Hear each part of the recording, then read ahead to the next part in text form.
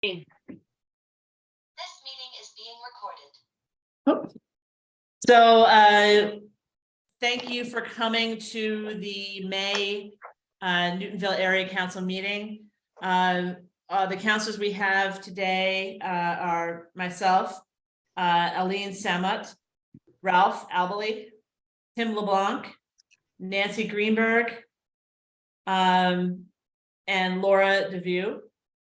We also are joined by two city councilors, Councilor Lucas and Councilor Maliki. Thank you for coming. And we can go ahead and get started. The first thing we have on our list to discuss is the Newtonville zoning survey that Laura has been working on. I hope you have some information to give us tonight, because you have been spearheading the working group that has been working on that. And I know we are just steps away from having it get sent out. So if you want to go ahead and let us know what you're working on, how it's going, and I know you were asking for us to possibly come to a vote for pricing of survey materials. So yeah. I'll let you get started with that. Thank you. Great. And is it possible that I could share my screen? Absolutely. Let's see. Do you have permission? Let me see. Yep, great. Can you all see this? Yes. Yep. Great. All right. So I will provide in the chat the latest version of the survey. I want to thank Ralph. I want to thank Peter. I want to thank Dan, who's not here, and Carolyn, who's not here, for all their help on this. There has been a lot of chatter back and forth. I also want to thank Tariq for holding me accountable and asking for it, because I know he wants to send it out. And I will provide everybody with the latest version. And I am going to ask that we be very intentional about any feedback, because I really need, in order for this to work, we need to have it available to give out tomorrow. So what the hope is, and we will get to this in a second, is that today we will make a decision on platform, whether we're going to use Google Docs or Google Forms, SurveyMonkey, or something called Survey Sparrow.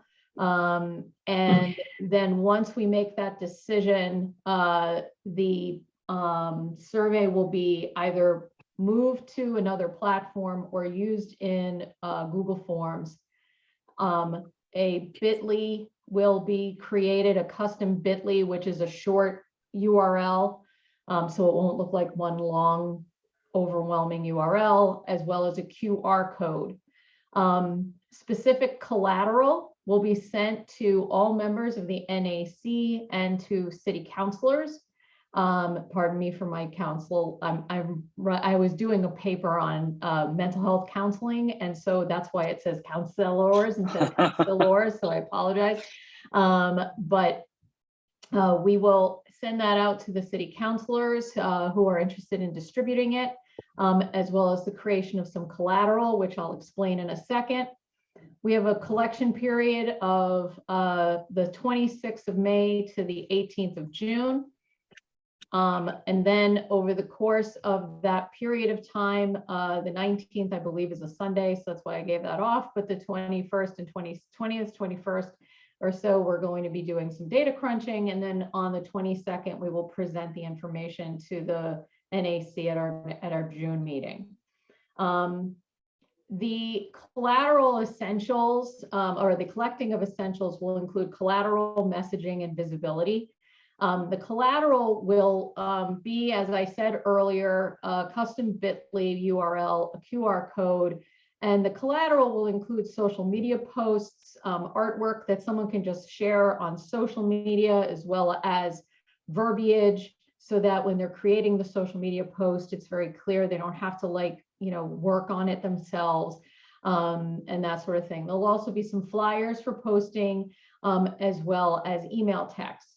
Something that has been suggested, and that's something I want to talk about as well, besides the potential of moving to a SurveyMonkey or another paid account, is the physical printing of postcards that we can distribute to members of the NAC and other volunteers who may want to walk around.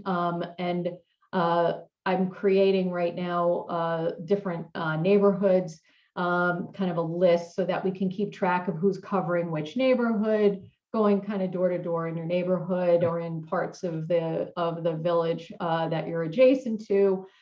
It allows for us to get out, go door to door, give people the postcard that has the QR code as well as the bit.ly, and encourage them to fill out the survey. In terms of messaging, the consistency of messaging is going to be super important. We've tried really hard to make this survey as objective as possible, and the messaging needs to be that way as well.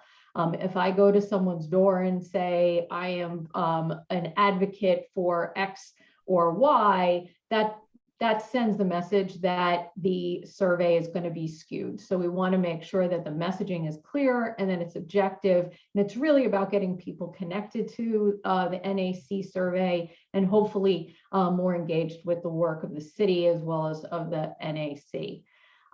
Relationships in terms of your visibility, there are some great opportunities to be visible in high traffic locations in the village, either down by Star Market or over by the Trio building, or even at the Memorial Day Parade this weekend. So there's ways for you to get out and share the bit.ly or share the QR code, just walking around, talking to people. But there's also a super important aspect of this, which is literally talk to the people you know and encourage them to talk to the people they know.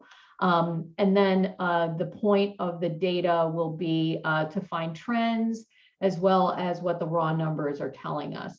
Something that will happen once the survey is complete, and I am going to provide in the chat the survey link. So hold on a second. We have provided some new information. It's gotten a lot of editing. And I apologize to Peter and to Ralph. I was not able to get you the latest version since this morning's updates that everybody sent me. It's just been a really busy afternoon. But everything that you have said, based on what I was able to glean from it, I have done some rewording. I have done some moving around to make it flow. And hopefully this will provide us with what we're looking for. I also took out one question about maximum parking allotted, because now with the new updates that came through that I've read about from not only from the city councilors, but also from the ZAP meeting, we're not going to have a maximum amount of parking feedback. We're really talking about minimum parking. So there has been some survey changes in terms of wording. We also had a lot of assistance from one of the members of the city council that sits on the ZAP, specifically City Councilor Wright, who provided us with a lot of double check and triple check of how we were referring to some of the information that is out there from the survey. Once the survey is completed, at the very end, we will have an opportunity for people to sign up for and be reminded about opportunities to engage with city councilors and such. So one of the things that they will be able to do at the end of the survey, so once they've submitted the survey, they will be taken to a thank you page to remind them to come to the meeting on June 23rd, and to the open meeting on June 23rd, as well as they will be provided this link. This link gives, it's called a link tree. It gives people an opportunity to get to information about the area council. It also has the survey in case they want to share it again. And then it has information on how to subscribe to our newsletter. Here's Tariq, so Tariq's here, so I'm going to use him as an example. It links to Tariq's page, and then people can come down here and sign up for his newsletter. So the whole point of the link tree is to hopefully engage folks. The nice thing about a link tree is that this provides us an opportunity to put our current priorities here, and we can use this time and time and time again. And it can be something that people can use going forward. I just dropped my earring. And then it also has a link to our Facebook page, as well as any other social media that we want to include. We can include that as well. All right. Any questions about what I just went over, and then I'll stop sharing. Okay. It's fantastic. Thank you. Okay. A lot of work. Very professional looking. The details we'll continue to talk about, but just overall it looks amazing to me. Thank you. Thank you, Arlene. Hey, Tariq, what do you need? Thank you for the presentation. Just want to remind you again that I'm sending out my newsletter Saturday. Yeah. So as soon as you get it, as soon as it's finalized, before Saturday, I hope, knock on wood, just shoot me the link and I'll include it. Thank you. Perfect. That's the goal. That's why I really want to get this done tonight and tomorrow, so that way I can get it to you. I missed Emily's deadline, but she said she'd help get that out. So hopefully we'll be able to utilize as many people as possible. So No worries. That's me too. I'd be happy to put it in my next newsletter, which I hope to do this weekend. thank you, Julia. I'm happy to get that too. The other piece of this is about distribution. There's a couple of options here. We can use Gmail, specifically use Google Forms. That will be the fastest way to make sure it's ready to go. It's also free. One of the problems with Google is it's not as excuse me, not as robust as, say, SurveyMonkey or Survey Sparrow, but it is free. Okay. SurveyMonkey, for what we are looking, is going to be $25 a month, billed annually.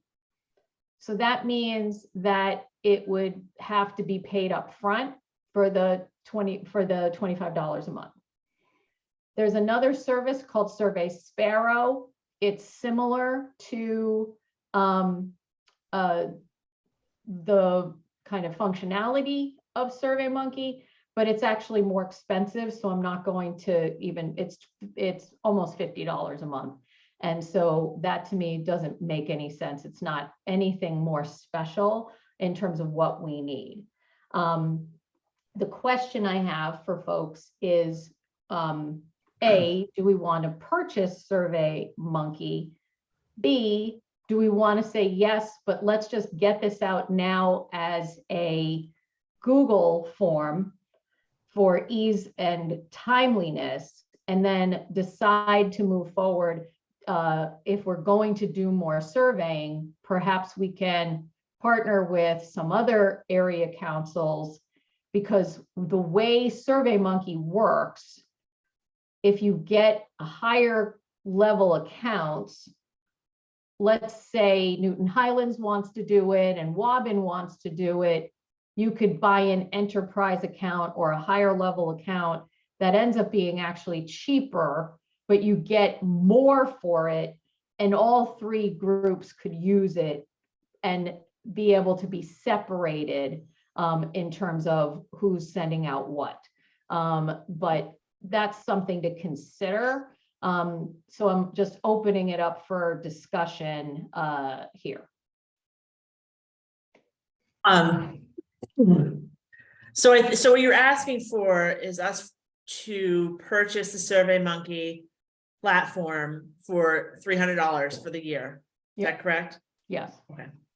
And then the thought was, if we do purchase this for a year, we would kind of do littler surveys throughout the year, or follow-up surveys or things like that. Yeah.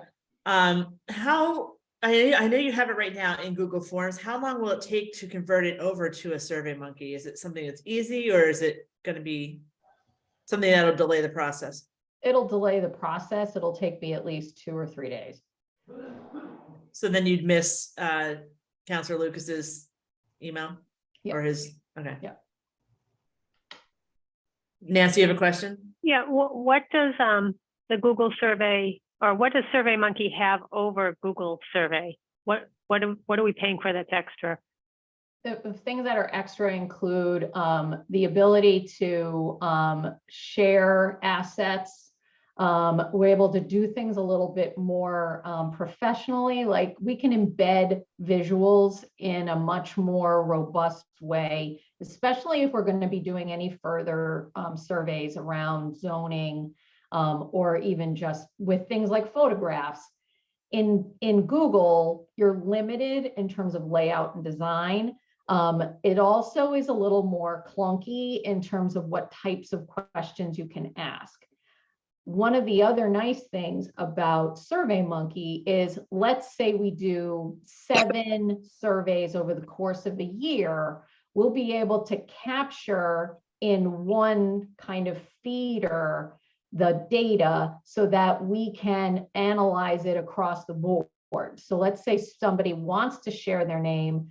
We've made the name on this we've made the name an option, but an email or a login is required. So we want to look at across the board. We have a person who has filled out every survey. Maybe we reach out to them or something like that. Or we really see that we are hitting a certain neighborhood more than another. We're not hearing from another ward. We should make sure we're intentional about that. It's a lot easier to crunch those numbers in, say, SurveyMonkey than in Google. You have to take some extra steps, and you have to kind of create these data sets that are a little, it takes a little bit more, it's a little bit more of that work harder, not smarter, using Google. I also just think, just from a bias standpoint, I think people trust a SurveyMonkey survey a little bit more than a Google survey, because it just has a certain kind of cachet to it. So if we use SurveyMonkey, did you say you would take a couple of days to get the survey questions into it? Yeah, I mean, we'll see what happens. I mean, I also don't know how quickly it would take to purchase it. If it's like, do I purchase it? Does someone here purchase it and then get reimbursed? What happens? So I don't know enough about how that technical aspect works.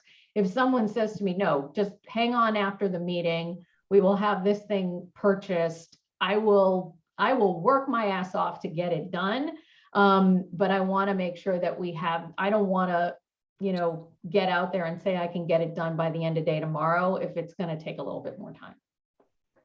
So the treasurer is not here tonight, but Jennifer, correct me if I'm wrong, that you could purchase it and we could reimburse if we agree that that's the route that we want to go. Yeah, that's what I do with Facebook and Constant Contact. I put them on my account, and then I just get reimbursed by Dana when I submit the money. Okay. So, I just I ride on, 4 or 5 months worth, and then just pay it. Okay. Because it kind of just goes out automatically.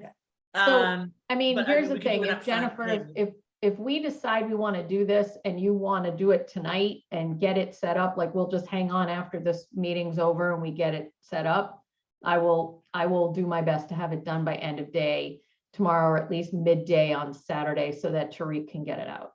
Yeah, I mean, my only concern is not being able to get it out. Yeah. I want to make sure that we get this thing out and get as much information as possible. I believe, and if someone else on this phone call knows, Wobbin had one sent out, maybe Carolyn would remember, when we had the zoning 1.0 information go out, and I don't know whether they did Survey Monkey or they did Google Forms. I want to say it was Google Forms, but does anyone, Carolyn, do you know?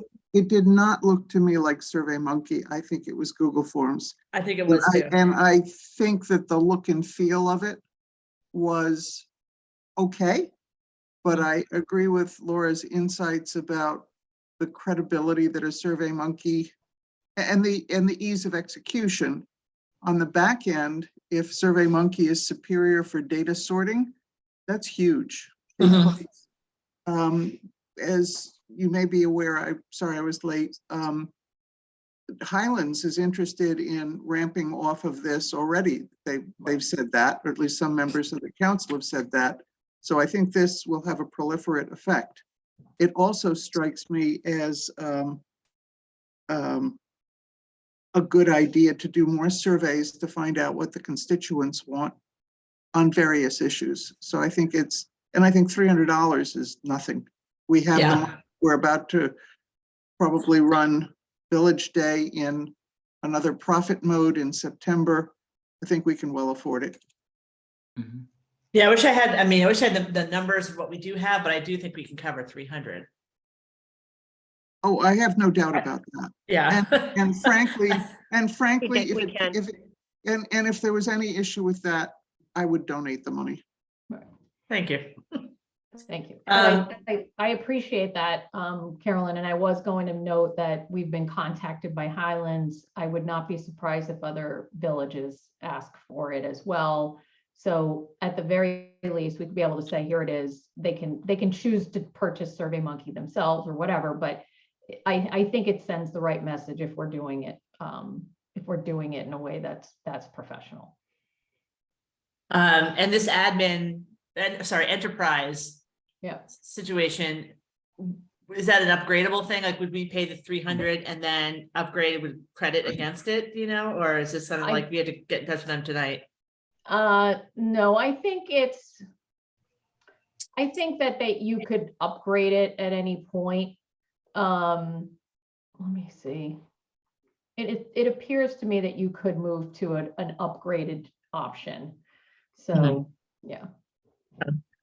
Can I want to table that for, I don't know if anyone else has a discussion about it. I have a question about the survey itself. Yeah. But I don't know if we want to just finish up this discussion and take a vote. If anyone has any, Ralph, Aline, Tim, Carolyn, if you have any comments about it, we can easily Can you just tell me who's missing tonight? I can't figure out who's missing. Harvey's missing. Oh, okay. Dana's missing. Yeah, I knew Dana. That's who it That's is, Harvey, yeah. Yeah. Okay, thank you. Yep. My amateur view, based on what we just heard, and it's just a hunch that the Survey Monkey does have more, as we said, cachet that associated with it. And I too would be willing to contribute towards it. It seems to me and plus I've not had the world's greatest luck with Google Docs and Forms over the years. So. Okay, so does anyone want to make a motion to authorize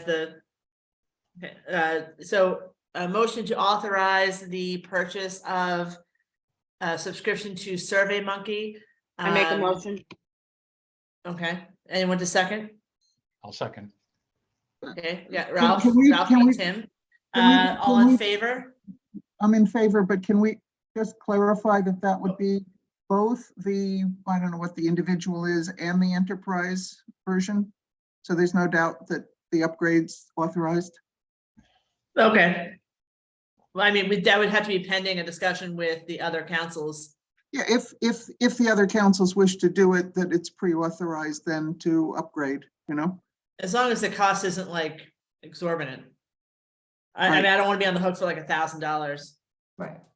for survey. What if we word it this way, that we authorize the purchase immediately of the basic, I guess I'd call it, the standard Survey Monkey, and if the other if one or more of the other area councils wants to invest with us in an enterprise version, the president, in her discretion, can expend up to $600 to upgrade to the Mhm. enterprise version. Okay, that works for me. Does that work for everyone else that put forward the motion and seconded? Yep. Are we good with that, Aline? Okay, so, all in favor? I'm I'm in favor, but I can't get my visual going. We'll pretend you're, Aline, you're in favor, right? Okay, so it's, of the members who are here, it's unanimous. awesome. And Thank then you. Laura, you and I can have a discussion afterwards and we'll get at least the individual Fantastic. thing paid. Thank So, so that's done. So we know how we're gonna get it out. Now, I just want to talk quickly about the survey itself. Mhm. Who are we targeting? Is there an age limit? Is there like a voter limit? Like what do you, like, who do you want and who are you targeting for this Right. survey? So it came up in the last set of comments, because there is a question about how you actually get around. And there's a question that says, I drive / I am driven, something to that effect. And Dan brought up a concern that even though we've had this on the survey for a bit of time, that it seems that that might be targeting, say, young people who can't drive. And it's actually, the whole point of it is we know that there's people who either A, can't drive themselves, or who are adults, or B, don't own a car and get rides from people on the regular, not using, say, Uber or Lyft or the Newton ride. So we put in a question that says this is for people over the age of 18.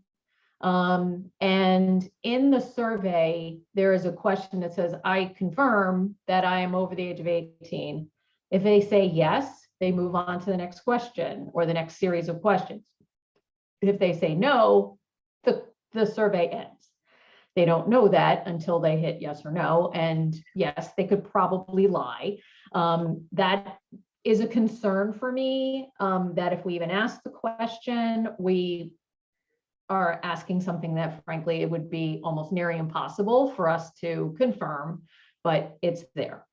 As far as who we should be talking to, we're really trying to focus initially on the Newtonville folks. We are going to put in the list of, this is the thing that's going to take me the longest in terms of transitioning this over to a SurveyMonkey, is we're going to put in all the street addresses that are in the Newtonville area so that people can pull that. The other option, which the zoning and some other surveys that have gone out through the city, they ask for a zip code and the ward. Not everybody knows their ward. I know Peter thinks everyone knows their ward. I appreciate Peter. He has got unbelievable insight into our voters and who they are and all that kind of thing. But I think there's some people who just don't know their ward. But I think that if we put in the address and then give people addresses or roads and allow people to add who they are as an other, that will capture who people might be. So let's say someone lives in West Newton, or someone lives in Newton Center, or Nonantum. They're still going to get captured, but we will know if they are not someone who lives in our space. We did not say we wanted voters only, because there's some people who may have moved here and have not registered to vote. That's another survey we can do at another time about how to engage voters, how to get people to register to vote, that sort of thing. But for this, we want people who live here. Does that answer your question, Jen? Yes, I think when we did the 2018 survey, I believe only the zip codes were asked for. Is that correct? Councilor Lucas or Peter? So you didn't ask for NAC. We you asked just for wards. You asked We for asked wards? for wards. Did we ask for zip code too? Yeah, I think we did both, actually. Okay. Because I mean, I know my ward, but sometimes I get confused whether I'm 2-2 or 2-3. So. I know, I don't know my That's just word. my, It just changed. Mine just changed and I can't keep track now. Well, that's precinct, but the wards haven't changed. Oh, I still don't know what it is. I look it up it's actually posted right here in front of my desk. Yeah, I said that most people know their wards. I didn't say that all of them did, but yeah, I did know my think that ward, we just not should my precinct. we should ask most people what their wards are, have a drop down dialogue box, and then have some people be able to answer, don't know, and then we'll just look them up from there. But to look up everybody, if we get 1,000 or 500, that's going to take a very long time, and So, a lot of yeah, work on so the back end. Is it a concern that people outside of the catchment area are answering it? Because I think, like, once it goes out into Councilor Lucas's mailing list, or Councilor Malky's mailing list, it's going to hit more people than just the people who are in our catchment. Right. So, Oh, sure. in terms of like putting down addresses, is that just? I mean, I understand that it's nice to catch people in the catchment, but is it just a lot of busy work for you, Laura, to have to transcribe all of that? Yeah. And if it's something to save you time, does it need to get done? I think it's, this is really for the group to discuss. I mean, if we're going to continue to survey people, I think it's more important, to be frank, if we had a good, and if someone has it, drop it in the chat or email it to me. But as Aline said, you have to look up your ward. I can't find an easy link that shows you how to find your ward. And there's a goofy map that's in a horrible PDF that's really hard to maneuver, but there's not something where, like when you register to vote or you're looking for your voter location, you can just put in your address and it pops you into where you go. There's nothing like that I can find. I thought there was on the city website. That's where I was looking, and it's not great. I mean, and a link to it is in the survey. So when I go to the survey. There used to be, it was in the city clerk elections department area, but Yeah, it would they've tell you changed things. your ward, your Polling trust- location, all that all- stuff. Yeah, so right here, if you go to ward in this version, it takes you to here. And what I mean by it's not great is you can download the shape file or open the data in GitHub, but it's not easy. You have to click again and click again. There might be Okay. something on the Secretary of State's website, oddly enough, about where do I vote or something like that. I'll be happy to stay online with you afterwards about that. My bias would be, let's collect the information and we can decide how we sort it later on.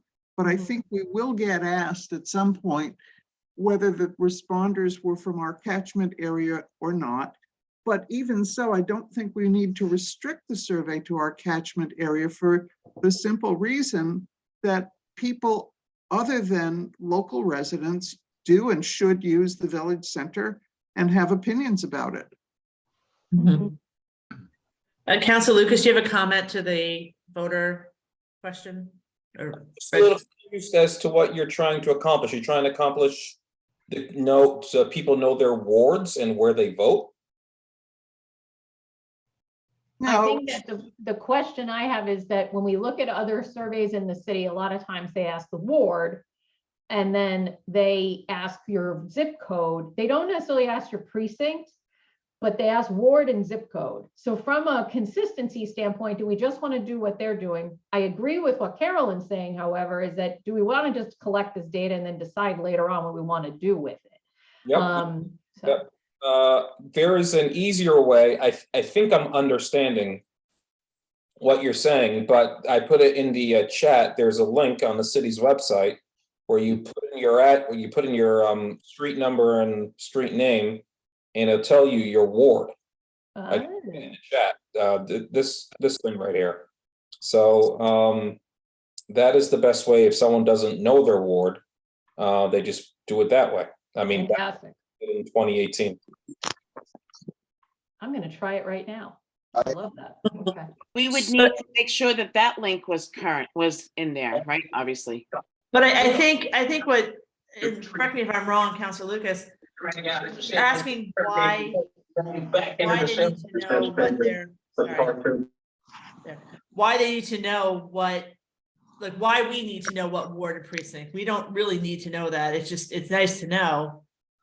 But we don't need to know it for the survey. Is that what you're kind of getting at? So would the alternative Wait, be hold to on. have zip codes? Oh, that's an easy way to do it. But Counselor Lucas, I know you're the one who had the concern. Well, I don't know what if you're trying so that when they do the survey, if they don't know their ward, that is the easiest way for them to find out what their ward is. And this is what we did in 2018. There was a link associated with the question where they would click on the link, it would bring them to that page, and they would type in their address and they get their ward. You don't have to report on it if you don't want to. You could just do zip code. But Well, my other concern is that if people aren't voters, if they decide to fill this out, like then they wouldn't know their ward either necessarily. they don't know. Like, I just don't want it to be a someone to get to that question and kind of have it as a blocker of, You first do you know. village. I mean, zip code is the easiest way. Now, granted, once like Newton Center and Oak Hill, they have the same Newton Center zip code. But I think Nonantum and Newton Corner have the same zip code. I could be wrong, but No. you could always do it that way. But I like having it, two ways, belt and suspenders. So you're saying they have the zip code and the ward, and we have to make a decision on the street address if we want to even collect it. I think Peter has a question or a comment.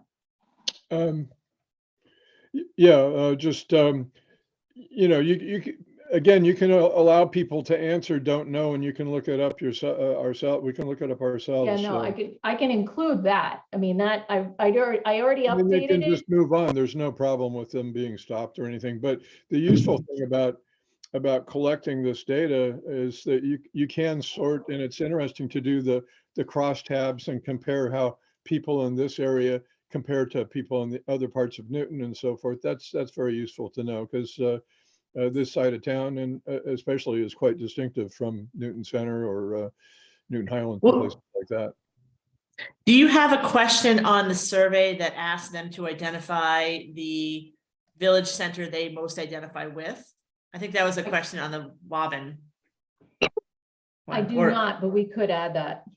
Because I think because I think sometimes when you're answering questions about the village center, you're asking questions about the village center you most likely visit or live in or deal with on a regular basis. So it would be interesting to find out. Jennifer, this survey, the contents all deal with our Newtonville Village Center. So it's only Newtonville. We're not, but then we get to a point of like, again, if you're sending it out via Councilor Lucas's email, he is a ward-wide counselor. I mean, I'm sorry, a citywide counselor. So therefore, his mailing list is Ward 8, Ward 7, Ward 6, he's all over the place. So right then, just by putting it, I mean, it's a good thing, but just by putting it in his newsletter, we are now asking Ward 8 to talk about Newtonville Village Center. That doesn't. If they utilize the village center, and people from outside our catchment area do and should and must, if the merchants are going to survive, I think they're entitled to have an opinion. But of course, it would be nice to be able to sort the data to say our catchment area opinions are, people in Ward 8 may think 16 stories is great. People who live in the Newtonville catchment area may think that's a little much. Mm-hmm. Oh, and I agree. I think you're going to get different things from different people, but that's where this distribution comes into play, where you're not just hitting the Newtonville area catchment when we send it out to our mailing list, and even our mailing list has people from, from Ward 5 and Ward 8, like our mailing lists are not just Newtonville. Councilor Lucas is not just Newtonville. Same with Councilor Malakis. I mean, Right. she's like that little part of 3 that we have, but the rest of hers is mainly, West Newton, because she is a ward counselor. So what I'm just trying to get a sense of is this really just to find out about ourselves, or is this to find out about the entire the zoning process and what's going on in general, so we can know how, like, village centers and how they're affecting everybody. Like, I don't know how Woburn did it. I don't know if Woburn just stayed within theirs. It's just a concern because, again, once you start sending this thing out and having it be more widely distributed, you're running into an issue of who they think they're talking about and what they think they're addressing when they talk about village centers, because you do hit all these different village centers with different ideas. So this is a concern that I have. But I think you're making the case, Jennifer, for having the data so you can sort it around, Right. because, I would like to comment on Wobben's Village Center, but acknowledge that I don't live right there, or Newton Mhm. Center, which I frequent a lot, but I don't live right there. Yeah. And I think this process, if I understand how Laura's designed it, at least if we collect the information, gives us the ability to delve into that. And I know that Woburn, my recollection of what Woburn did was to sort their data in a number of different ways. Their survey was, I'm going to call it more primitive a little bit than what Laura has kindly designed. It was a great effort. It was great information that they collected, but I think Laura's gone several steps beyond. And so we may not be able to sort, with a flick of a key, but we should certainly try it, I think, to see that we've collected enough information to give us a shot at it, depending on how much time and effort can be put at it. Certainly, it's more than the way our city has run their surveys. Well, that's why I was thinking about the question, because I remember, and Martina, if she was here, she would back me up on this. We remember going through the survey, and like the first question was like, what's important to you in Green Line, in your village center, and it was like Green Line was one of the topics, and like that didn't hit any, like that doesn't affect me. I don't ride the Green Line, in Newtonville, and so like right off the bat, I felt like I wasn't being identified with, because like half of the things that were on there weren't even in Newtonville. They didn't have commuter rail. They had, so it was just, I just want to make sure that when people are seeing this, that we're making sure, like if they're identifying with a certain village center, they tell us what they're identifying with. If we're containing it to Newtonville, that it's clear up front that this is Newtonville we're talking about, and you have to answer the questions based on how you interact with Newtonville Village Center. But the questions define themselves as in that way by talking about what do you want on Washington Street, what do you want on Walnut Street in our Okay, village. so at the beginning, it's just like, this is Newtonville. Yeah. Right, and the- if the very- Highlands jumps on board, Highlands is going to have to change a number of the questions to address Lincoln Street.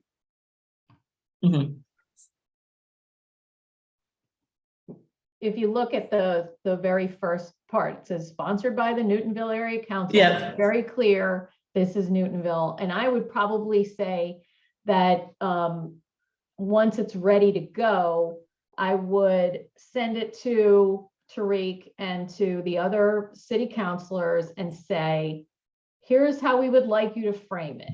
Sponsored by the Newtonville Area Council, blah, blah, blah, blah, blah.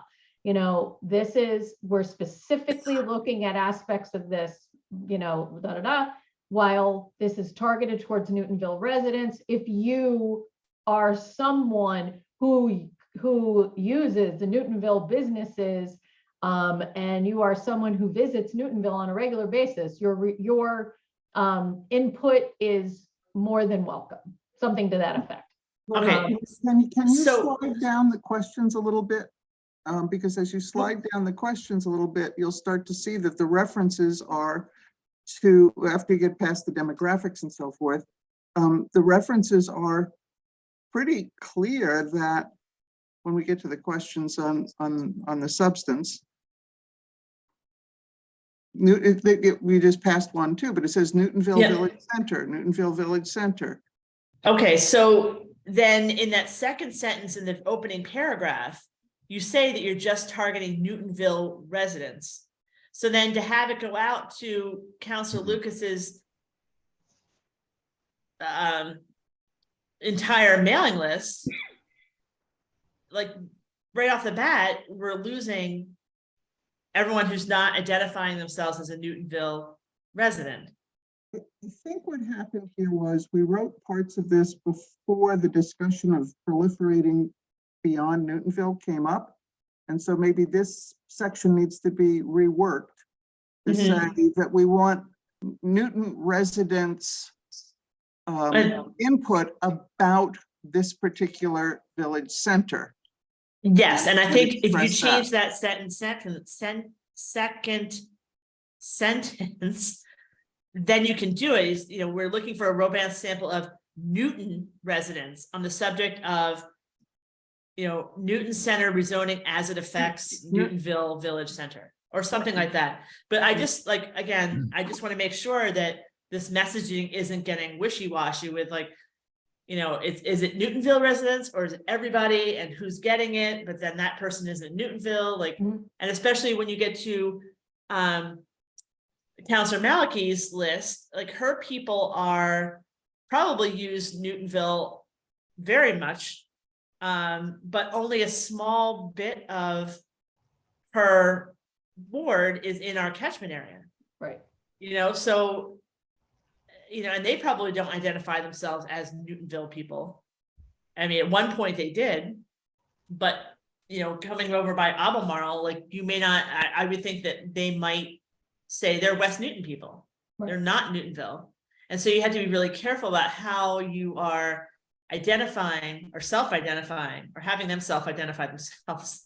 That doesn't make sense, but you know, just if we're going to be inclusive, we have to be inclusive. If we just want it to be Newtonville, then we have to make sure that when Councilor Lucas and Councilor Malachi are sending it out, that they're very clear that we're only talking about people who are in the catchment area. Because otherwise you're sending it out to, it's a waste for them to send it out. And then, you know, I think it's great to get information just on our catchment area, because I think that's very valuable.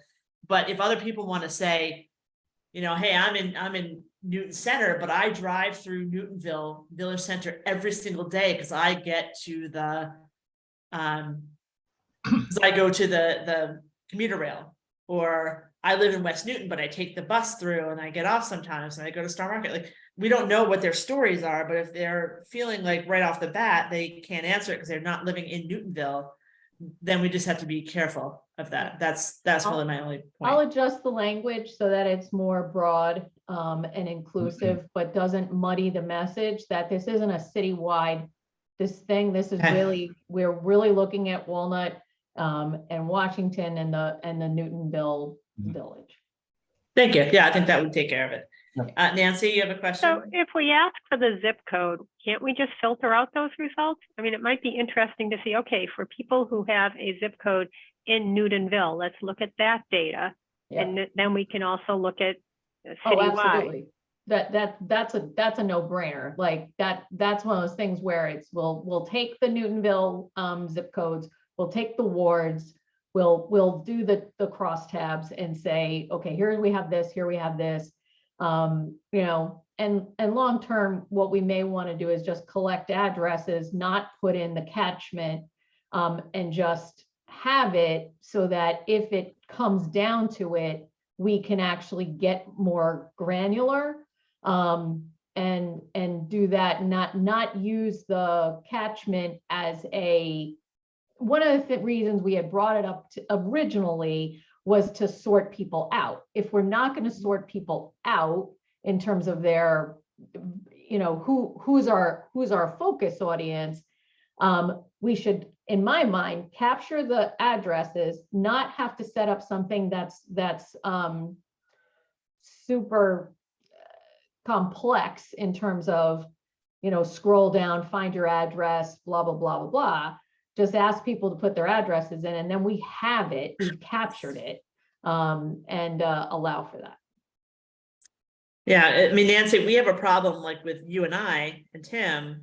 We have West Newton zip codes, but we're in the Newtonville catchment. So we would be automatically filtered out of Newtonville if we were to do it that way. So I get where you do. I was just trying to save Laura the hassle of trying to put in like 300 street names. Because it's, I just see her working the midnight oil trying to put those all in. If there was a way we could get around it, but again, if we're looking to see who in our catchment area is using Newtonville and how they feel about it, then it probably is necessary to have in. As long as we have the other where someone from Ward 8 who drives through could always say, hey, I don't live there, but. Could you ask what Newton village do you reside in? I think people are going to necessarily know. I mean, this is the Well, they dilemma. might not know their ward either. Yeah, no, and I think this is the dilemma. We don't want to make a bit catch up, ask for so much information up front that people say to hell with it, and we make it a barrier to get to the questions. I think if we get their address and zip code, people know that. I know my next door neighbor has asked me 6 times, are we in Ward 2, Precinct 1, or is it the other way around? People do not know. I didn't know whether I was 1 or 2 until I realized that Emily is not my counselor, Maria is, and that's the only way I remember that I'm in 1-2 instead of 2-1. So, I will volunteer to do some of the busy work of sorting based on addresses, because I think we can just get people to write their address and their zip code and move on to the questions. But if we ask them too many questions up front, we're going to lose responses. Yeah.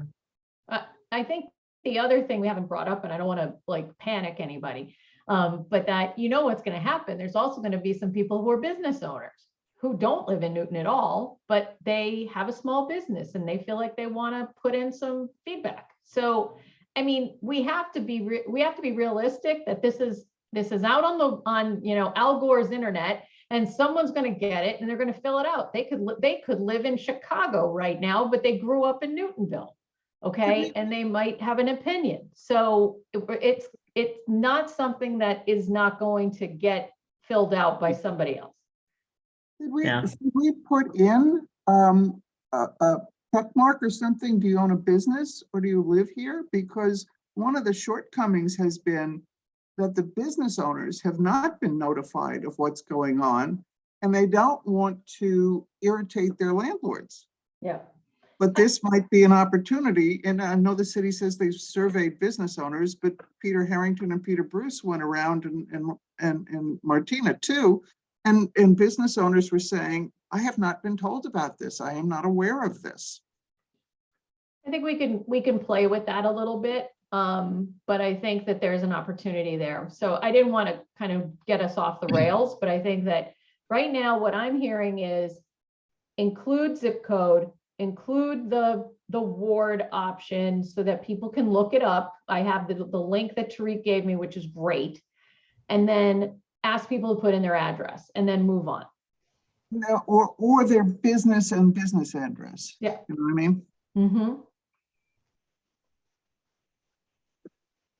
Okay, well, I think we spent a lot of time on this tonight. I think you, Laura, and your team, Ralph, have done a really great job with doing all this and really thinking about it. And I think it's going to be a really robust survey.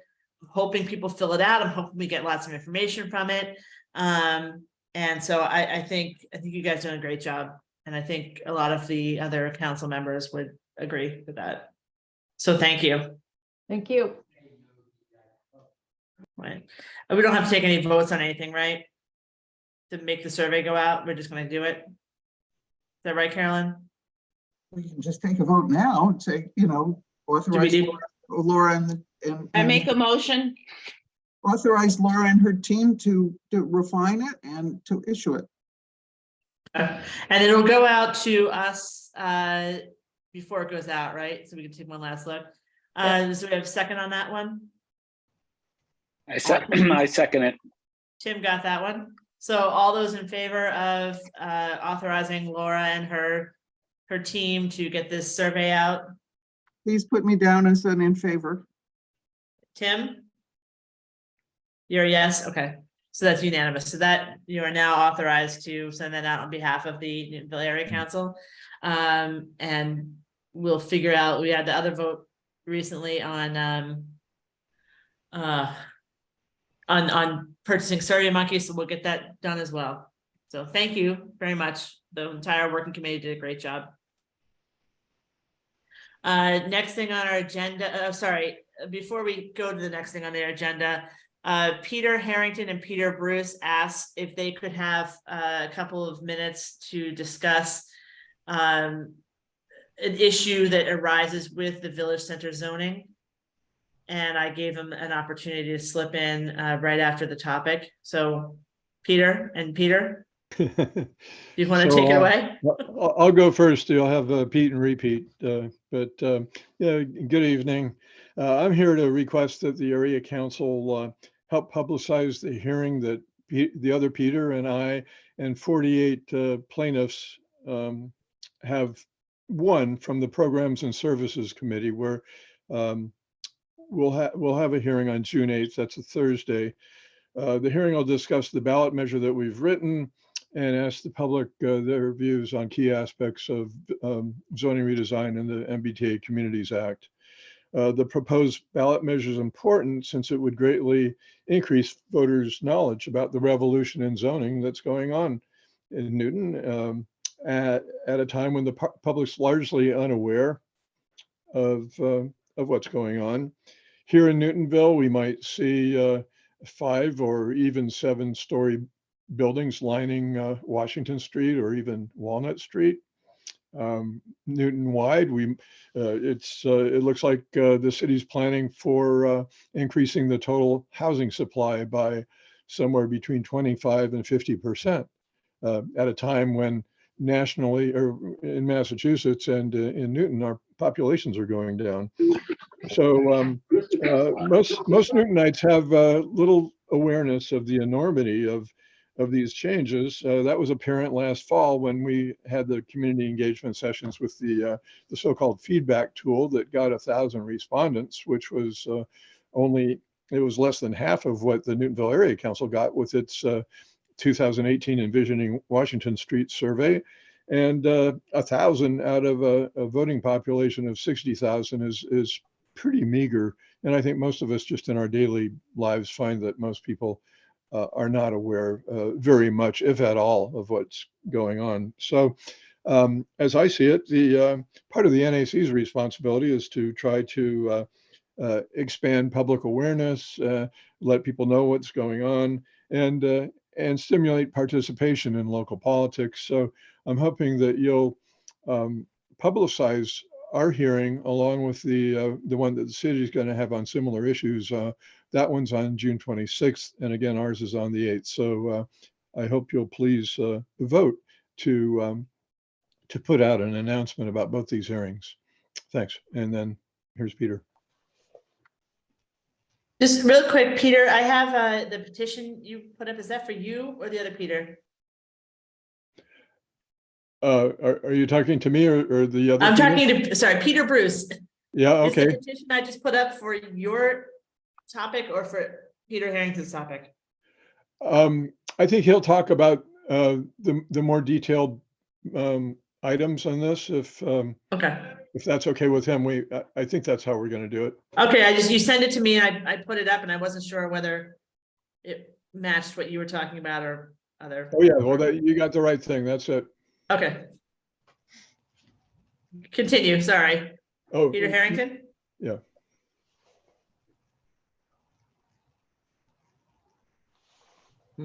Oops, you're muted. I filed this petition because I believe that more than half of the voters in the city of Newton mostly unaware of the proposed changes in our zoning laws and have little understanding of the potential impact of the changes. I really don't expect the city council to agree to put a question on the ballot. I think that they think that they don't have to get the opinion of the voters, or that they already have it from their outreach program. I would like to ask the area council to notify people that there's a hearing and see if we can get people to come and participate in the Zoom hearing. It's going to be a Zoom hearing. People are going to be allowed to speak for no more than 3 minutes. And so it sort of should move along quickly. But I think it's important, part of the process of making people aware of the enormity of the changes that are going to occur once this new zoning goes in.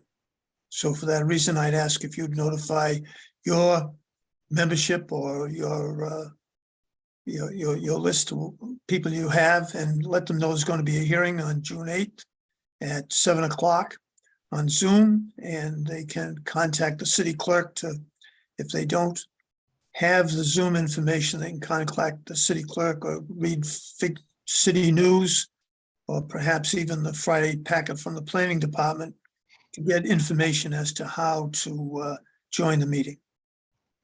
Thank you. And the petition that I have up right now, is that something that you are looking for signatures? Or is that? No, over 50 people signed the Okay. petition. We filed a petition. The signatures have been certified, and the matter is now pending before the city council. They have to take a vote on it by July 10th. They have to make a decision. Okay, so this is just what you were submitting, and this is what you're hoping that you can get support for at these next meetings coming up. I don't care whether you support it or you don't support it. I'd like to come and talk about it. I think it's important to make people aware that there is a big change in zoning that's coming down the road, and there's just not enough information. We don't have a newspaper. I mean, we're really in a very difficult position as far as informing the public as to what's going on. Okay, thank you for presenting that idea. Does anyone on the Newtonville Area Council have any opinion on whether to send out notice that these hearings are happening? I don't think it's votable. I have no problem doing it, but is there anyone who objects to doing it, thinking that it might be outside of our reach?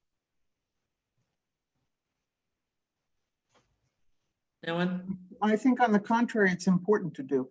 Okay, I just wanted to make sure I'm in support of sending out a notice to get information. So Peters, the two of you, Peter Squared, if you guys can send me information and what you'd like to send out, and by when, I can have that drawn up and put on distribution. The Great. city clerk sent out a notice, and I'll scan it and forward it to you. And what it is, it's what I would do is take the thing that was just on the screen and take the part that's in bold, and it just says petition to put a question on the ballot, and leaves out all the miscellaneous stuff about my suggestions for rule guidance during the hearing, and also leaves out people signing for their name and address. Just has the straight wording of the petition. That's fine. I can totally do that. And then if we get the Zoom links, we'll put that on there as well. When would you like to have this go out? The hearing is June 8th. I leave it up to you. Okay, so before June 8th. Got it. I can handle that. Okay. Thank you. We'll try to get you something pretty soon. Okay, great. Thank you. Okay, thank you. And the next item on our Right. agenda, yep. I sent you an email this afternoon. You wouldn't Mhm. considering taking that up tonight, would you? What was that? Oh, that one? let's, yeah, the MBTA. Yeah, I mean, there's no rush on it. I just, but I sent it out. No, we can take it up today. Let's put it into the other Newtonville category. Okay, We'll just shoot through the couple things I have really quickly. These, just so we don't lose the agenda. I felt like that village center was connected. The zoning. So the second thing on our agenda is the Washington Street Improvements Project Survey. We have talked about this in the past. And it's come up and it just kind of, it died for a while and then it came back. So I just wanted to let everyone know, if you don't, if everyone can see my screen. So they are, the city of Newton is putting forth a pilot program to fix Washington Street all the way from Chestnut Street down to Lowell Avenue. I assume that is going to be an extension of what they have already done in West Newton Square and down Walnut Street, which is to create more biking lanes to narrow the road, try to get people to slow down. And so if you see right here, this is the pathway. So again, from Chestnut Street to Lowell Avenue. And they are asking right now everyone to fill out a survey. Put that up if you can see. Can you see that right now? So this is the flyer for the survey. They are calling it a pilot program, and I think Councilor Maliki put in her newsletter that's really a 10-year pilot program. That it's a pretty extensive thing. I know we've been waiting for it for a while. I don't know exactly. I know I've seen it before, what they were planning, but it looks like they're trying to create a more walkable, more pedestrian friendly, more bike friendly Washington Street. Which I think is a little odd right now to be doing, seeing that we're still waiting for Dunstan East and possibly Dunstan West to come up. But they're asking you right now to take a survey. If you go to the website here, I could put it in the chat, but newtonmass.gov and Washington Street, and there's a survey for both residents and for business owners. To take the survey and kind of get an understanding of what they're looking for, what we are looking for, what we're concerned about, and what our goals are for Washington Street. In theory, once they finish this part, they're going to keep moving down the street until they get all the way to, I think all the way to Newton's Corner. I know it was definitely going to Craft Street, but I think to Newton Corner is the rest. I haven't thought about this in such a long time, but it did come out all of a sudden as a survey, and I think it is coming very, very quickly. As Newtonville Village residents, this is definitely going to affect us. So if you do have time, we would ask that you that you visit the website and the survay. And Can you take put the it in the surveys to chat? get more accurate information. Sorry? Can you put it in the chat? Yep. I can do that. Thank you. Yeah, no problem. So like I said, that's coming, and if we could possibly fill that out, that would be great. And I'll put that in the chat in just a second, but let me keep going to the next topic, which is the Bramway Piano. Oh yeah, sorry, Aline, you have a question? Yeah, I just don't understand exactly. You brought up this good point, and I'm going to ask Tariq if he's still here. Yeah, Tariq or Julia, anyone. Why are we doing this right now? I'm probably not the right person to ask.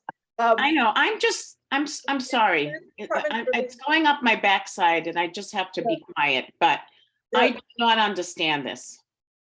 they know what they want to do and they want to do it and they want to start it. And the fact that, for example, Dunstan East is on who knows how long indefinite hold.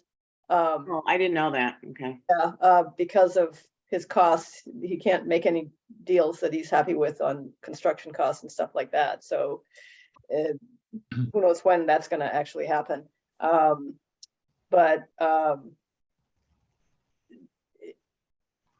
So if I can say something now, we They don't just have any money in town. We talk about how we don't have money in town, and I'm sorry, I'm throwing this out there, but we are laying off teachers. We don't have money. We try to run a Prop 2.5, blah, blah, blah, blah, blah. And here we are doing something to a part of the Washington Street that is not that bad. That's kind of my view as somebody who's, lived in Newton since basically the 60s with a brief. I don't understand this town at all. So there's a lot of concern about the, by the transportation advocates about the safety of people coming out of the side streets, trying to make left turns, or especially left turns onto Washington Street. They feel that biking would be more popular if it felt safer. There's ideologically seem to want to do the road diet. The sort of the crux of this plan is one travel lane in each direction with a turn lane in the middle, and the turn lane would be sort of interspersed with islands. Another aspect would be to, add things like crosswalks, because there aren't a lot of safe places to cross. There's long stretches without. Well, I reported two things last week. Someone who was crossing the road from Trader Joe's almost got run over, and then in front of Cabot Ice Cream, I think it's one, yeah. Whole family with grandparents was almost taken down by these speeders that are everywhere. And I don't understand this city. I just don't understand it. In a crosswalk, or just sort of crossing? Because I think the crosswalk. No, I mean, there should be a crosswalk at Cabot regardless. Yeah. And there's also a lot of people going in and out of Trader Joe's, but I'm on the wrong plane right now. I just don't understand what the hell we're doing in this city. I just don't get it. And I don't think you're heard. I don't think Tariq is heard. I don't understand who's being heard, but the people up in that beautiful building uptown just seem to do whatever the hell they want to do.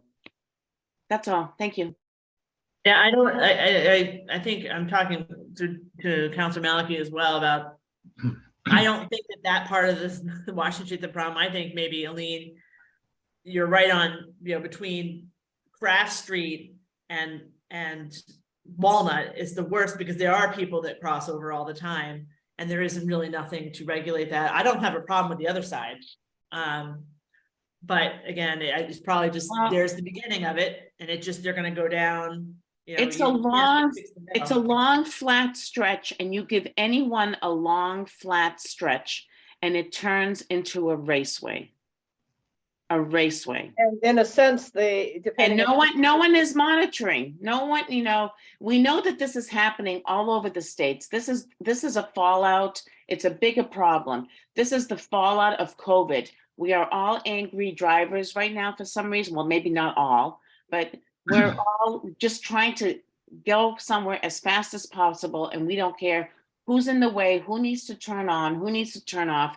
The kindness has just disappeared. People are off their rockers. Sorry. That's okay. Well, sorry, Councilor Maliki. Yeah, as another example of the sort of, whether it's angriness or impatience, there was yet another crash, not going to call it an accident, going to call it a crash, at Eddy and Watertown Street, with a car trying to go, I think it was up Eddy to Elliott. Either they misjudged how much time they had, or the car in Watertown Street was going much faster than they. I'm sure that's what was happening. There was another case of one of the cars ended up into the sidewalk, zone right at the northwest corner of Watertown Street and Elliott Ave, where 3 times now cars have gone into the yard. And, once again, it's a fairly busy pedestrian route, although the people who use it frequently, I think, know not to linger there. But, the residents on the corner, the resident happened to have his door, front door open and witnessed the thing. He said there had been a person there just, briefly before. So it's like, it's really just dumb luck that there hasn't been a pedestrian seriously injured in a couple of months ago, when there was a crash followed by another crash by a driver not following the instructions of the police officer who was there dealing with the first crash. A passenger from the first crash who was standing, I think, on the sidewalk, got hit and leg injured by the second crash. It's just crazy there. And you can kind of expect Watertown Street to get more traffic if people are not happy on Washington Street. With that segment of Washington Street, it might not feel so much slower because the backups are kind of in West Newton Square. So how much more can that long segment get backed up? It's really based on what's happening in the square. So in a sense, the one travel lane with a turning lane might not add so much to congestion because you've already got so much congestion at certain times of day in West Newton Square. And I'm not sure to what extent you have issues at Lowell and Washington and Well, Walnut. there's problems everywhere. And my comment here was just about how they're focusing on things that I don't understand. And we have a lot of safety issues in this town. And lastly, they put those little plastic things where Eddy Street is. Sorry. The reason for that is to stop one of the major reasons that crashes were happening, which was you'd have a car on Watertown Street waiting to turn left onto, say, Eddy, and because there was room to squeeze by on the right, you'd have a car going by them, and then that would collide with a car that was turning left onto Elliott, for example. So that was the purpose of those, is to eliminate that passing on the right problem, and to that extent it's been successful, but it doesn't help with the issue of people trying to get across from Eddy to Elliott or vice versa in the face of a steady stream of cars, and they might get impatient and they take a chance, and maybe they'll make it and maybe they won't. So we need to keep moving on because we are running, we're going to run late. We had a couple people who wanted to have a comment. Peter, I know you've been waiting a while. Do you have a quick comment? Yeah, real fast. I have 2 process objections. The survey says that there's traffic data, but it's going to be released after the results of the survey are in. We should have the traffic data now so that we can think about it, because road diets are not acceptable according to the Federal Highway Administration in places like from Newton Corner all the way up to Harvard Street. The number of average daily trips and peak hour trips are way over what are recommended by the federal government, but we're being denied this kind of information. And I would imagine that with COVID and about half the people that used to take mass transit not taking it, there's a lot more traffic on the street. And of course, Dunstan East will put even more on. But we need traffic studies so that we can have objective data. It's not fair for them to withhold it until after the survey.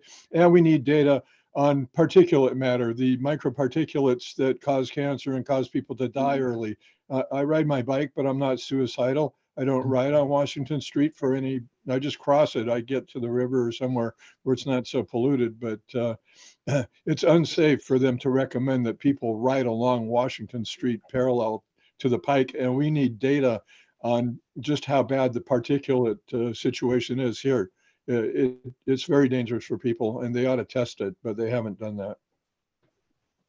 Thank you, Peter. Good. See what we can do. Maybe if you fill out the survey, you can get that information to who needs to go to. Tim, you have a question or comment? Yeah, comment.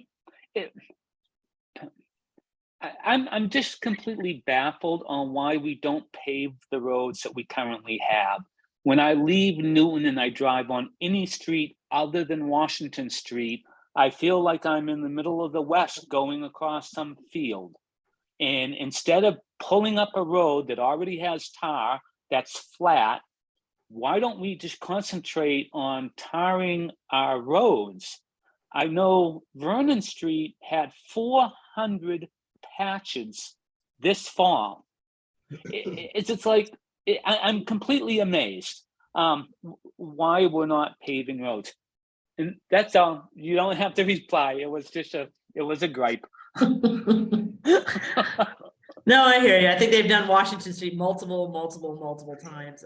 Yeah. I don't know.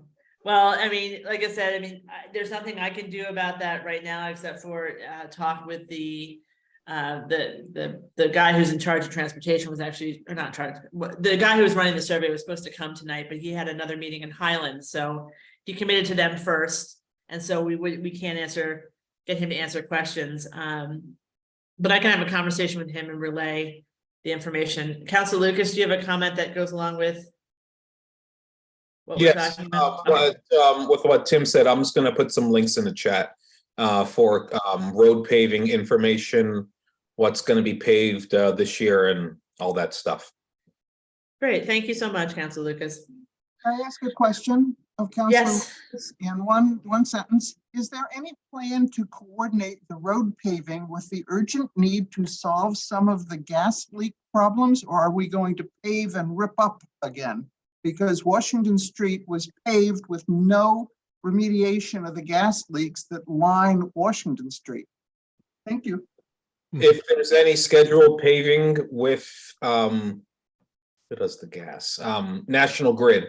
If they are scheduled to do any replacing of gas lines, they coordinate that with DPW. Now, if there's a gas leak, that's a different story. But yeah, they do coordinate together. Well, yeah, they do, but I guess the underlying problem is Newton has over 600 gas leaks that have not been scheduled for any remediation by our friends at National Grid.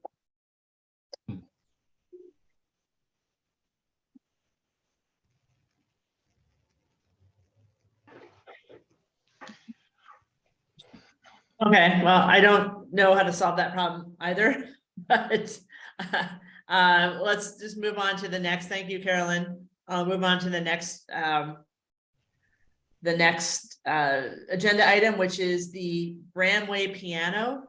I don't know if everyone has gotten a chance or heard about this. I sent something out on I think Monday, Tuesday, I think. And we have a piano. I don't know if you can see that. That's our new piano.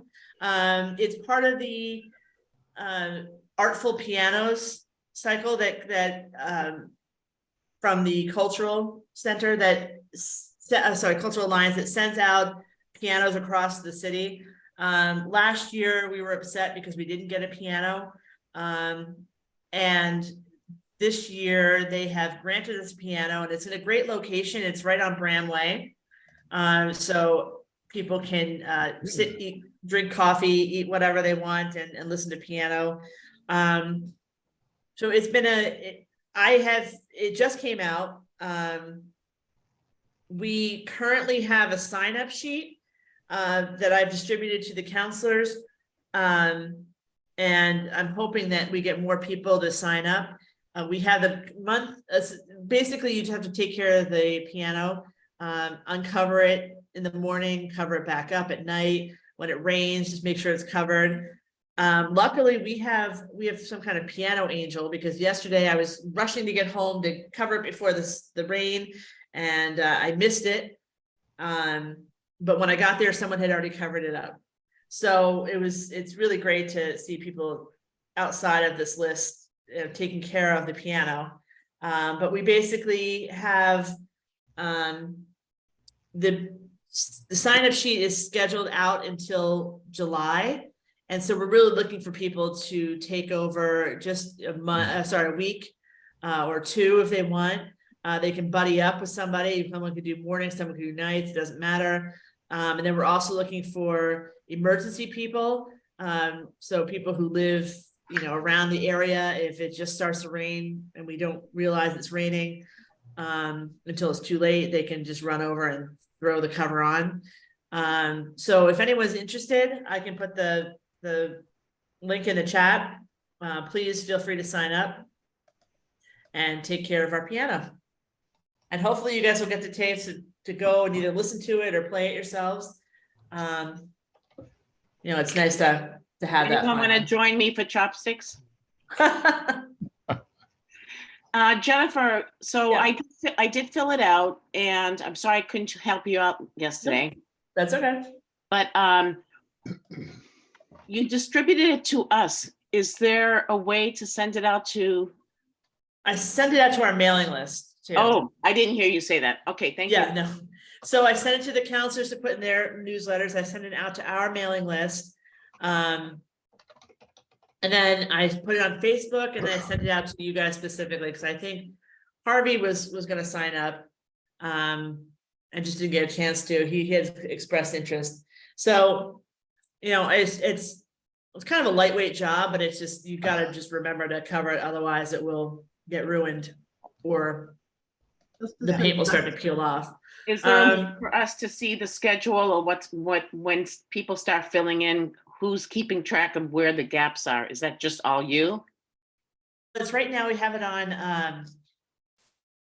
on Sign Up Genius. Yes, but So basically I'm sorry.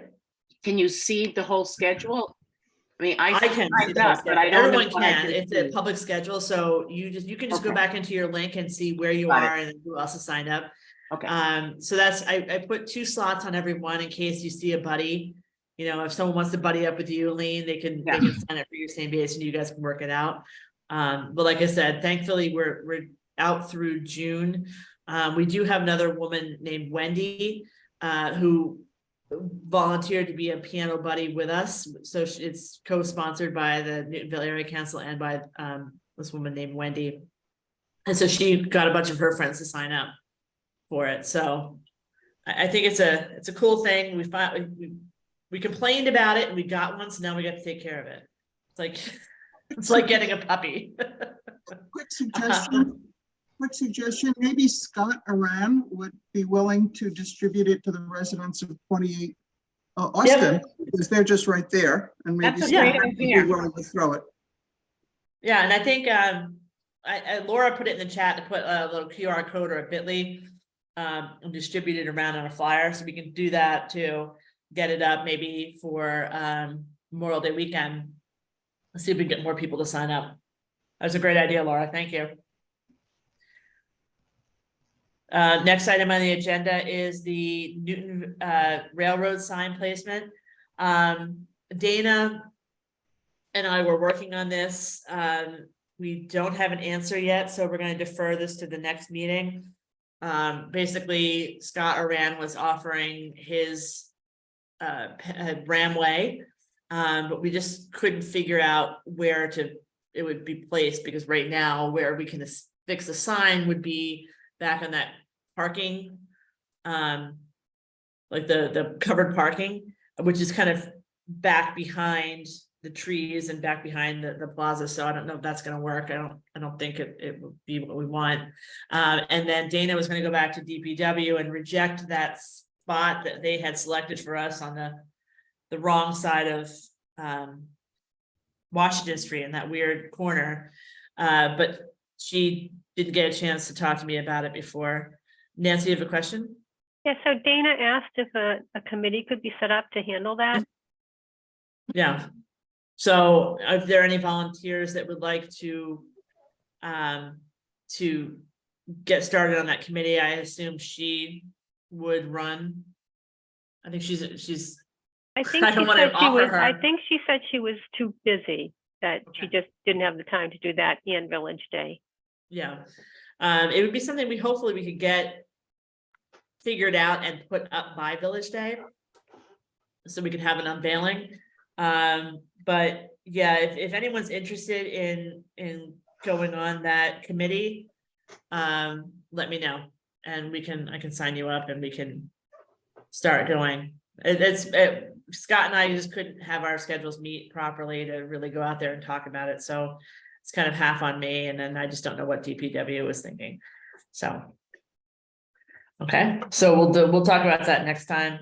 The area council voting update. So this is a holdover from the last meeting we had where we talked about the election committee and the clerk were thinking about moving area council voting off of the election day and putting it in another day to kind of ease up their workload.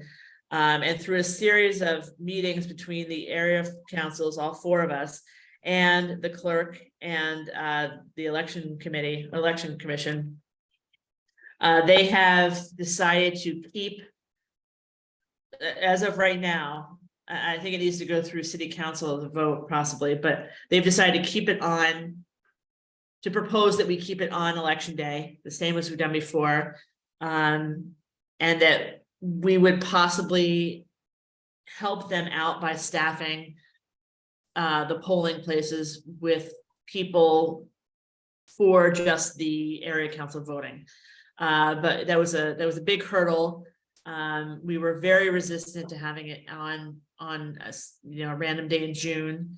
And so this keeps it, out of City Hall, it keeps it in the polling places, and it keeps it on election day.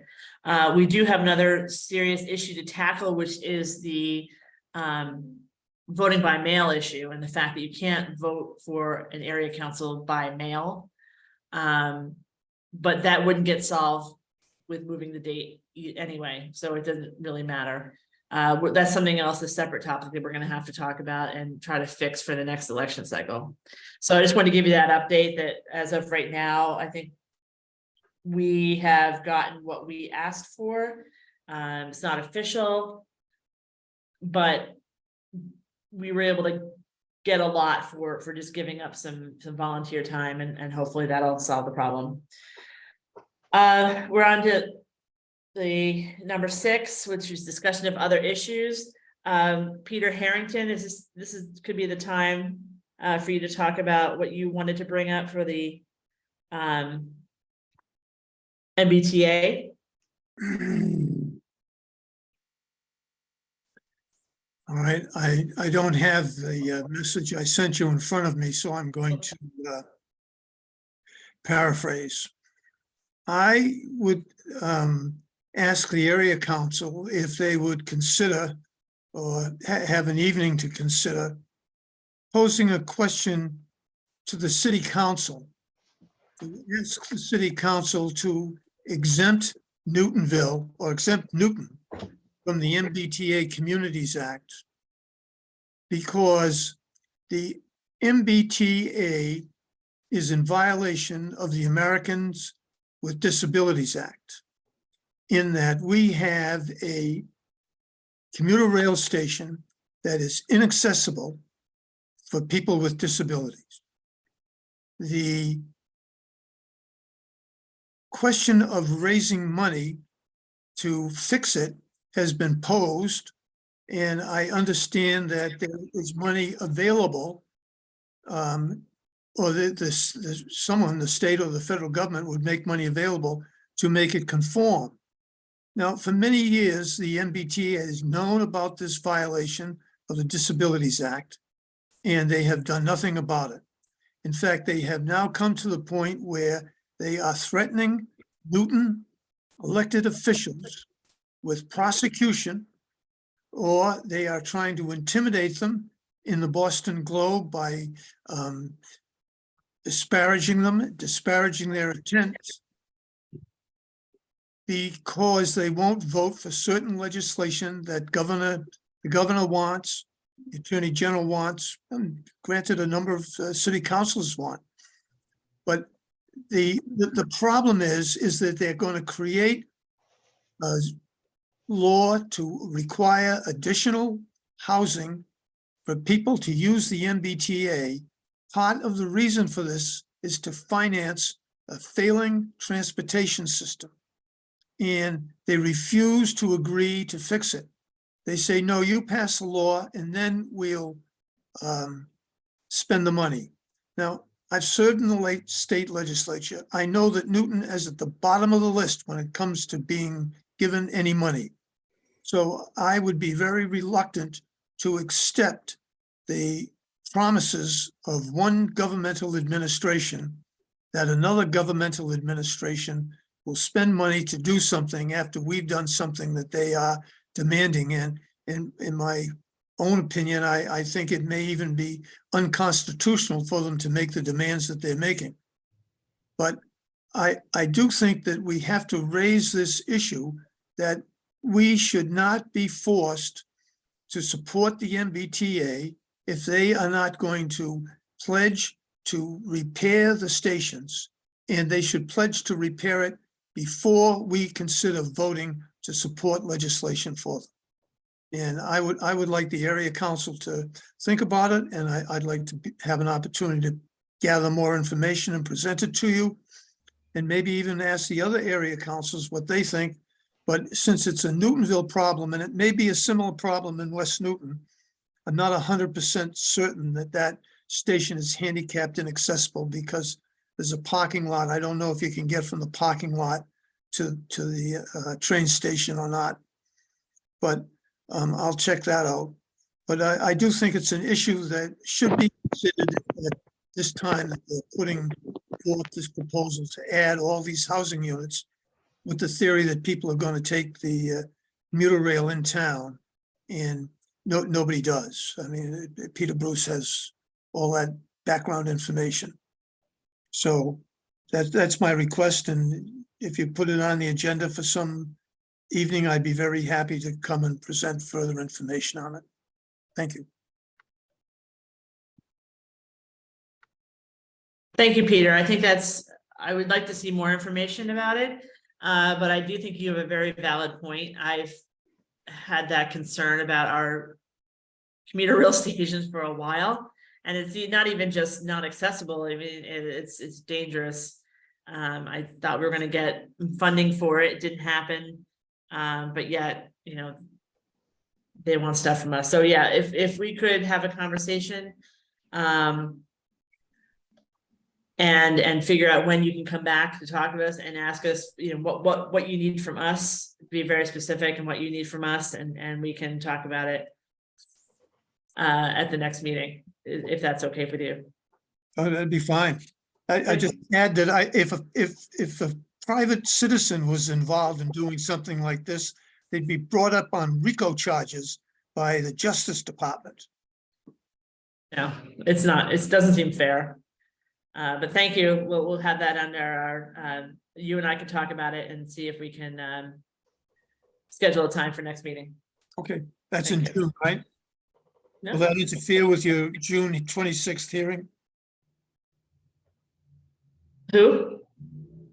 Will it interfere with your plans for the June 26th? Is that, With our plans? No, okay, it won't. That's fine.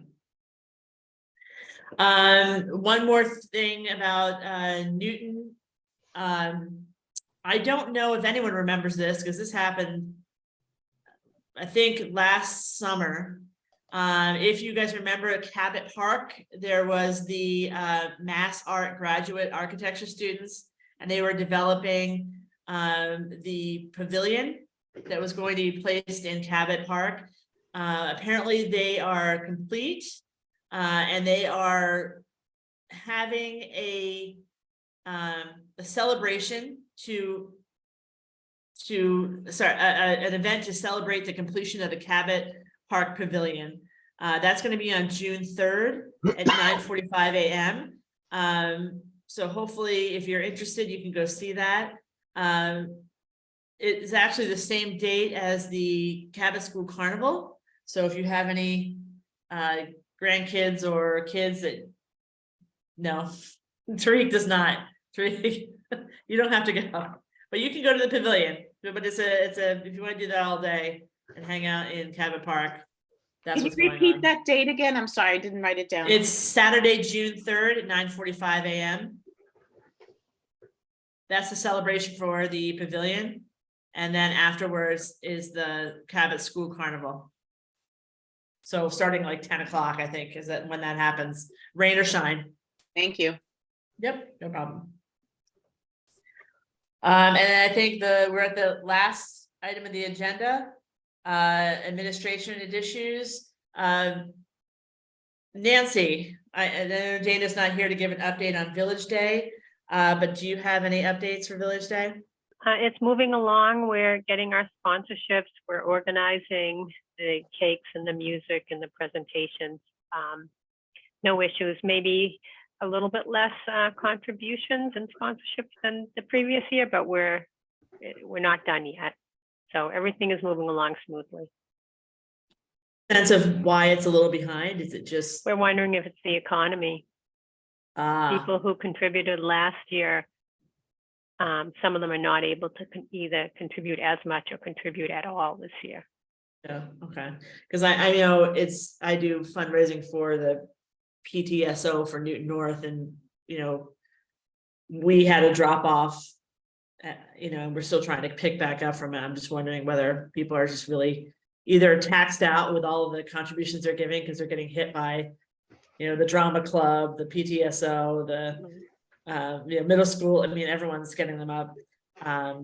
So hopefully that'll free up for you guys. But anything you need from us to keep going and push anything out, let me know. Thank I'm you. sure that we have. Usually we send out emails. Do we have anything to go out and do any schedule on that? Let's see. Like for booths or? That Save the so date. far we have 35 booths reserved so far. And I think Dana is taking care of making sure that people are aware that the booths are available. Okay, well, if you have anything, and like I said, I know save the dates are going out soon. Do you, Just wanna let do me you know. happen to know how this timing compares to last year's timing in terms of numbers of reserved booths? I don't have that information. Okay, that's fine. Council Lucas, you have a question? If you can stop watching basketball for a second. Celtics are up by 13 in the first quarter. Yay. Well, it's about time they woke up. Yeah. That's all I was gonna say. Make sure you watch the game, folks. Well, thanks for that update. Next on the agenda is council assignments. I know I owe some phone calls to a couple of you. But I wanted to know if anyone was interested in filling the vice president slot, or whether we need more time to discuss and talk about it.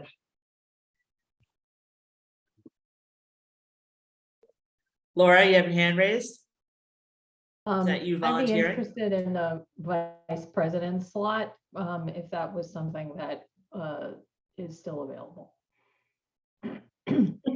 Well, I like I said, I've been really impressed by what you have taken on and what you've accomplished so far. So I think, you know, the vice president is exactly that kind of person to be taking on these initiatives and helping me get things pushed through. So I would be more than happy to nominate you for the position of I vice second. president. I second. Eileen seconds.